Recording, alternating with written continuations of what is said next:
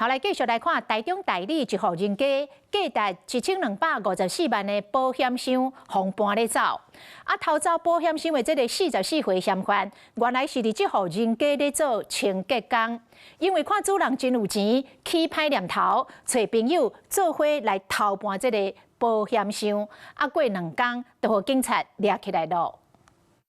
敢是翕到穿黑衫的查甫人拍影行伫咧大路，看起来真正常。不过拄则偷摕价值1254万的保险箱，伫咧南投敢若阁要和另外一位朋友见面。44岁杨先生伫咧代理姓黄的厝主因兜伫咧甲人摒扫，知影厝主因兜真有钱，就找刘先生来斗相共。今年8月初2半暝11点外，驶车到受害厝主因兜。半暝1点，杨先生先摔开大门走入来，米伫咧4楼房间，米10外点钟。 等待厝主因一口走拢出去，刘先生才倒入来，将2楼主人房间窗厝内底保险箱先扛到地下室，嫌那偷摕保险箱，佮偷牵厝主因兜的车，两人把保险箱搬去咧车顶，落尾将车驶走，落尾放刘先生落车，分别驶车到草屯见面，落尾偷摕保险箱内底物件。窃盗就是犯罪啊，的金额是过多啊，所以一般来讲的话，应该是以现行法令。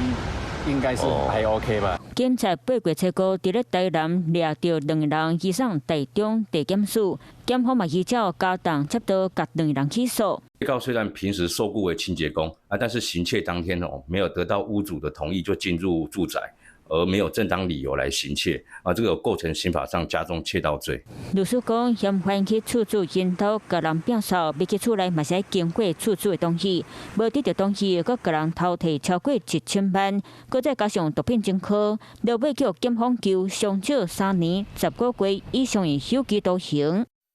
Hello， 我是林仙怡。想要抢先掌握最及时的新闻资讯吗？赶快订阅、按赞、开启小铃铛，锁定华视新闻 YouTube 频道。